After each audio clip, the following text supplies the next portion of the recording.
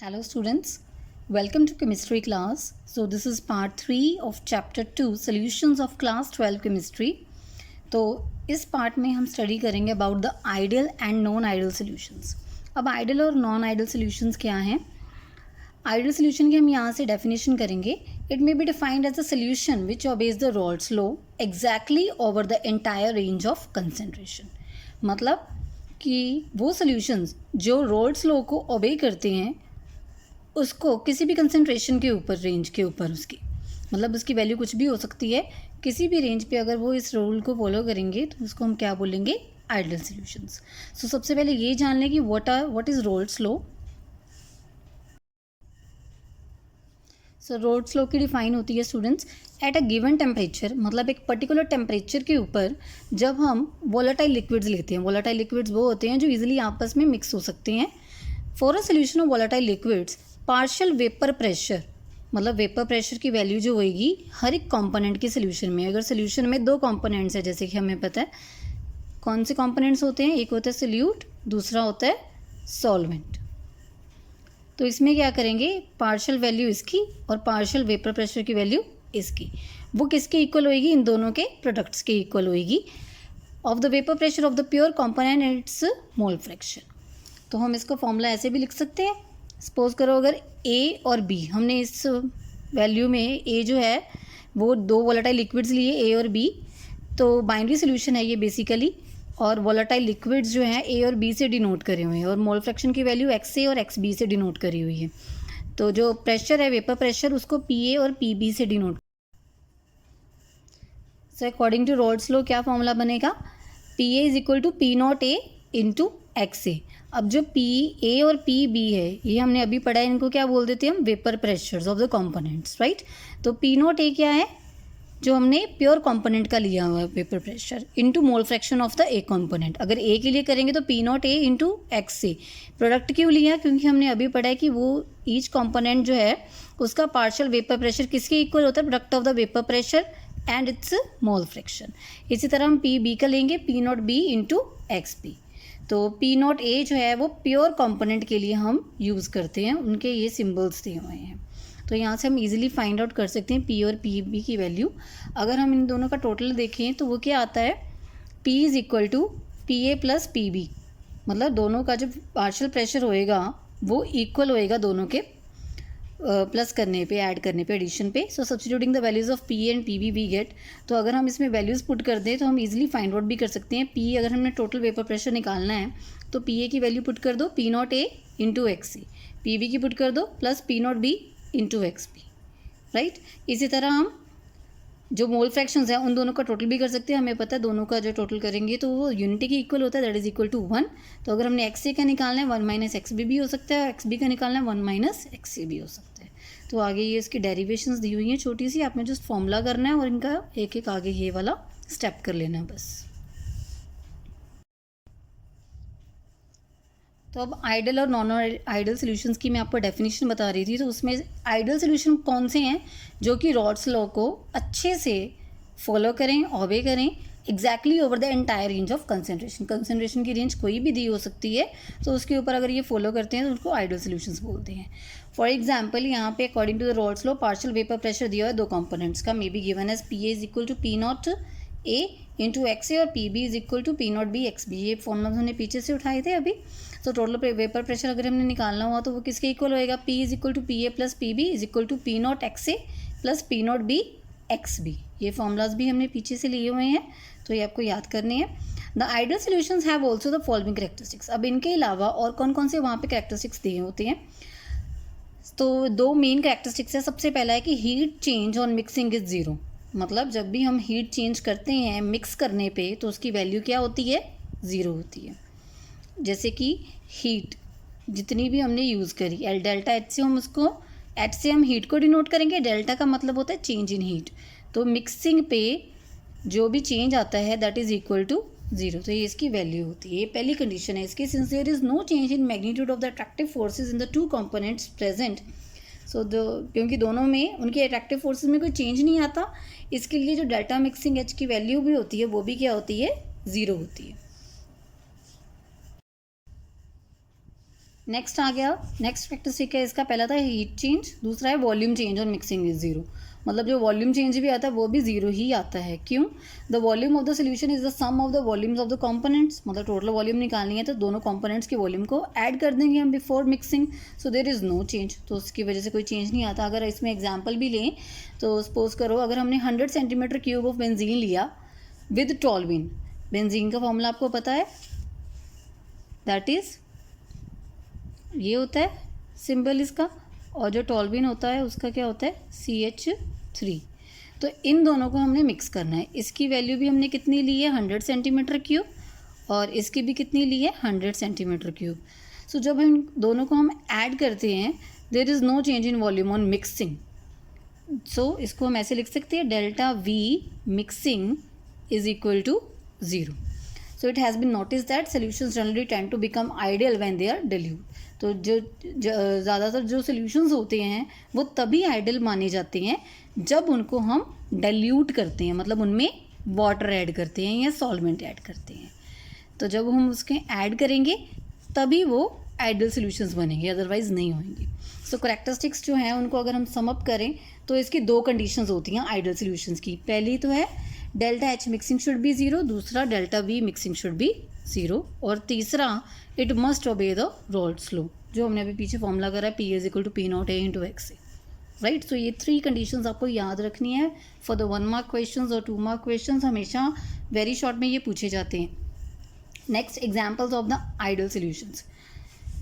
Ideal solutions are quite rare, बहुत ही rare बनते हैं, but some solutions are nearly ideal in behaviour at least when they are very dilute. मतलब वो जब बहुत ज़्यादा डिल्यूट होते हैं तो वो बिल्कुल ही आइडियल बन जाते हैं। तो कुछ आइडियल सोल्यूशंस के यहाँ पे एग्जाम्पल्स दिए हुए हैं। फर्स्ट दिया हुआ जैसे कि बेंजीन और टॉल्यूइन, तो ये एक आइडियल सोल्यूशन है। एन हेक्सेन, एन मतलब normal hexane, and N heptane, ये भी आइडियल सोल्यूशन की तरह बिहेव करते हैं। ऐसे ही bromoethane, iodoethane, chlorobenzene and bromobenzene. So the graphical behaviour of ideal solution has already been discussed, तो हम इसको ज़्यादा डिस्कस नहीं करेंगे। यहाँ पे सिर्फ आइडियल लिक्विड सोल्यूशंस के बारे में बात आया हुआ है कि जो सोल्यूशंस रोल्स लॉ को ओबे करेंगे उनको आइडियल लिक्विड सोल्यूशंस बताते हैं। नेक्स्ट आ गया नॉन आइडियल सोल्यूशंस। अब जो नॉन आइडियल सोल्यूशंस होते हैं दैट्स वेरी सिंपल। अगर आइडियल सोल्यूशंस है तो वो रोल्स लॉ ओबे कर रहे हैं, और अगर नहीं है नॉन आइडियल सोल्यूशंस ले रहे हैं, अगर नहीं ओबे कर रहे हैं किसी भी रेंज ऑफ कंसनट्रेशन के ऊपर, तो उसको हम क्या बोल देते हैं नॉन आइडियल सोल्यूशंस। तो इसकी वैल्यू दी हुई है PA is not equal to P0 A into x A, और PB is not equal to PB naught into XP, right. मतलब वहाँ पे इक्वल टू का साइन था, बस यहाँ पे इक्वल टू के साइन को क्रॉस कर देना, मतलब ये इनकी वैल्यू इसके इक्वल नहीं होती। तो इसकी भी कंडीशंस उससे थोड़ी सी ऑपोजिट होएगी। जैसे फर्स्ट कि it does not obey the Raoult's law over the entire composition range, so not equal, right. First ये था, बिल्कुल उसके ऑपोजिट होंगी ये। सेकेंड डेल्टा V मिक्सिंग यहाँ पे क्या होगी नॉट इक्वल टू ज़ीरो, जबकि वहाँ पे क्या था it should be zero. Delta H mixing is not equal to zero, तो ये इसकी थर्ड कंडीशन है। So I hope it's clear to all of you, it's very easy to remember even. So next यहाँ पे दिया हुआ ideal solution and non ideal solution. वही जो कंडीशंस ऊपर हमने पढ़ी हैं वो यहाँ पे सम अप करके बता दी हुई है। First the interactions between the components are similar to those in the pure components. मतलब जो प्योर कंपोनेंट्स में जैसे कि P0 A और P0 B की जो वैल्यू थी उनमें जो इंट्रैक्शंस पाई जाती हैं कंपोनेंट्स में वो प्योर कंपोनेंट्स में और नॉर्मल कंपोनेंट्स में PA और PB इन दोनों में क्या आएंगी सिमिलर होगी, और उसमें क्या आएगा डिफरेंट होएंगी। There is no enthalpy change, मतलब डेल्टा H मिक्सिंग क्या आएगी ज़ीरो, यहाँ पे not equal to zero. Volume change equal to zero, not equal to zero. और इसके अलावा फॉर्मूला करा था जो पीछे that is equal to P0 A into x a, product के इक्वल होता है, यहाँ पे नॉट इक्वल। तो ये उसके पॉइंट्स दिए हुए हैं that you have to remember for exams. तो नेक्स्ट अब हम इसमें करेंगे जो डिफरेंस दिया हुआ। अब हमने सॉल्यूशंस के बारे में पढ़ लिया कि एक आइडियल होता है एक नॉन आइडियल होता है, लेकिन जो आइडियल सॉल्यूशंस होते हैं वो भी क्या करते हैं सॉल्यूशंस कुछ डेविएशंस शो करते हैं फ्रॉम द आइडियल बिहेवियर। अगर तो वो पॉजिटिव डेविएशन शो करते हैं तो उसको हम बोलेंगे that is having positive deviation from the ideal behaviour. अगर वो नेगेटिव शो करते हैं तो उसको हम बोलेंगे negative deviation from ideal behaviour. तो उनकी जो कंडीशंस हैं यहाँ पे सम अप करके दी हुई है। फर्स्ट क्या है the interaction between the components are less than in the pure components. अभी हमने पीछे पढ़ के आए हैं कि वो दोनों क्या होते हैं सिमिलर होते हैं, जैसे कि पी नॉट ए की वैल्यू पी ए के इक्वल होती है, सेम पढ़ी है अभी हमने। तो यहाँ पे क्या बोला उन्होंने कि पी नॉट ए या पी ए इन दोनों की वैल्यू एक दूसरे से क्या होएगी, लेस होएगी, या इसकी ज़्यादा होएगी या उसकी, तो एक की कम ले लेंगे हम। तो यहाँ पे क्या है, मोर देन इन द, मतलब या लेस है तो पॉजिटिव डेविएशन है, मोर है तो नेगेटिव डेविएशन है, और कुछ भी नहीं है तो आइडियल सॉल्यूशंस हैं। सेकंड, पी ए की वैल्यू अगर पी नॉट ए से ज़्यादा है इंटू एक्स ए से, या पी बी की वैल्यू पी नॉट बी और एक्स बी से ज़्यादा है, तो ये भी कंडीशन इसमें फॉलो हो रही है। तो लेस वाला हो गया ना ये पोर्शन, और यहाँ पे क्या है, मोर वाला। तो अगेन सेम दिया हुआ है फॉर्मूला, बस इसमें ग्रेटर देन का साइन डाल दिया हुआ है। डेल्टा एच मिक्सिंग की वैल्यू यहाँ पे क्या होएगी, पॉजिटिव। अभी हमने पीछे पढ़ा है कि जीरो वैल्यू होनी चाहिए, आइडियल में जीरो होती है, नॉन आइडियल में नॉट इक्वल टू जीरो होती है। तो पॉजिटिव वाले में वैल्यू पॉजिटिव आएगी, नेगेटिव वाले में डेल्टा एच मिक्सिंग की वैल्यू नेगेटिव आएगी। इसी तरह ही डेल्टा वी मिक्सिंग की वैल्यू यहाँ पे पॉजिटिव, यहाँ पे नेगेटिव। 2 पॉइंट्स और दिए हुए हैं। अगर डेल्टा एच मिक्सिंग की वैल्यू पॉजिटिव आती है, it means this solution is endothermic, मतलब कि ये जो सोल्यूशन होएगा ये एंडोथर्मिक होएगा। एंडोथर्मिक मतलब जिसमें हीट एब्जॉर्ब हो रही है। अगर नेगेटिव वैल्यू आ रही है, इट मीन्स एनर्जी उसमें से रिलीज हो रही है। हीटिंग इंक्रीजेज सॉल्युबिलिटी, अगर हम उसको हीट करेंगे, उसकी वैल्यू पॉजिटिव में आ रही है, एनर्जी एब्जॉर्ब हो रही है, हीट एब्जॉर्ब होने की वजह से बढ़ जाएगी वो, तो सॉल्युबिलिटी उतनी ज़्यादा होएगी। यहाँ पे एनर्जी रिलीज हो रही है, हीट एनर्जी, तो हीटिंग की वजह से वो बाहर जा रही है, हीटिंग डिक्रीजेज द सॉल्युबिलिटी। ठीक है, तो ये उसके पॉइंट्स है नेगेटिव और पॉजिटिव के, आप ये कर सकते हो, very easy to remember. Next our topic is azeotrophs. Azeotrophs are constant boiling mixtures. So this comes as a 1 mark question also. Important है ये, डेफिनेशन पूछते हैं जनरली कि डिफाइन एजियोट्रॉप्स। एजियोट्रॉप्स होते क्या हैं, द सॉल्यूशंस या फिर liquid mixtures which boil at constant temperature, मतलब सेम टेम्परेचर पे हम उनको बॉयल करते रहते हैं वो सॉल्यूशंस को। कैन डिस्टिल, मतलब उनको हम डिस्टिल भी कर सकते हैं। डिस्टिलेशन इज़ बेसिकली जो भाप होती है वो बन जाना। जैसे कि हमने किसी सोल्यूशन को बॉईल करा और उसके ऊपर जो ढक्कन से या किसी भी चीज़ से उसको हमने कवर करा है, तो उसके ऊपर जो भाप बन जाती है उसको क्या बोलते हैं, डिस्टिलेशन, उस प्रोसेस को बोलते हैं। और जो वाटर फॉर्म होता है उसको हम बोलते हैं distilled water. So can distil unchanged in composition, मतलब सेम टेम्परेचर पे हम लिक्विड को बॉईल कर रहे हैं तो उसकी कॉम्पोजिशन तो चेंज हुई ही नहीं, वो जितना पानी हमने ऐड करा था उतना ही रहा। उसको हम क्या बोल देते हैं, एजियोट्रॉप्स या फिर एजियोट्रॉपिक मिक्सचर।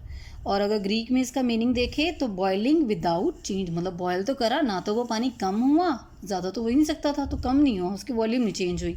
सो बॉइलिंग विदाउट चेंज। तो कांस्टेंट बॉइलिंग मिक्सचर्स भी इनको बोलते हैं, ये इनके अनदर नेम है, you can remember that also. अब इसमें भी 2 तरह के डेविएशंस होती हैं, मिनिमम बॉइलिंग एजियोट्रॉप्स या मैक्सिमम बॉइलिंग एजियोट्रॉप्स। तो इसके बारे में हम पढ़ते हैं अभी। सो इसकी 2 टाइप्स दी हुई हैं, minimum boiling azeotropes and the maximum boiling azeotropes. So minimum boiling azeotropes में क्या है, which show a large positive deviation, मतलब अगेन ये पॉजिटिव डेविएशन शो करती है। मैं आपको छोटा सा इसका ग्राफ बना के भी एक्सप्लेन कर सकती हूँ ये चीज़ें। जैसे कि यहाँ पे स्ट्रेट ग्राफ है, अगर तो ये ऊपर की तरफ ऐसे बन रहा है थोड़ा सा, तो इसको हम क्या बोलेंगे, positive 1।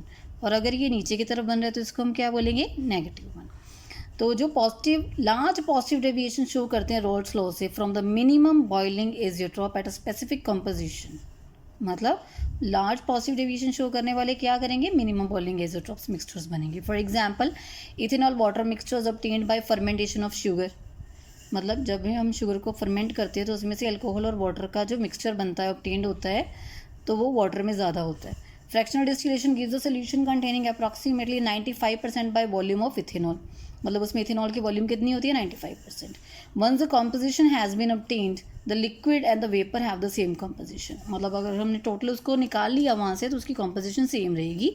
And therefore it can not be further distilled, तो अब उसकी कंपोजिशन सेम है, हम उसको दोबारा डिस्टिल नहीं कर सकते उससे आगे to separate water from ethanol. So other methods कौन कौन से हैं, have to be used to prepare the 100% ethanol. Next is the maximum boiling azeotropes, the solutions which show negative deviation, उसमें क्या था, पॉजिटिव डेविएशन और इसमें negative deviation from the Raoult's law, तो वो क्या बनाते हैं, मैक्सिमम बॉइलिंग एजियोट्रॉप। तो ये मेन लाइन है, आपको बस ये याद करनी है फॉर द 1 मार्क। एग्जाम्पल दिया हुआ है, नाइट्रिक एसिड एंड वाटर, ये दोनों मिलकर क्या बनाती है, maximum boiling azeotrope. The azeotrope has the approximate composition of 68% nitric acid और 32% बाय मास क्या होएगा, उसकी वैल्यू होगी with boiling point of 393.5 kelvin. तो ये उसके एग्जांपल्स दिए हुए हैं, बस ये डिफाइन करनी है। That's it, thank you.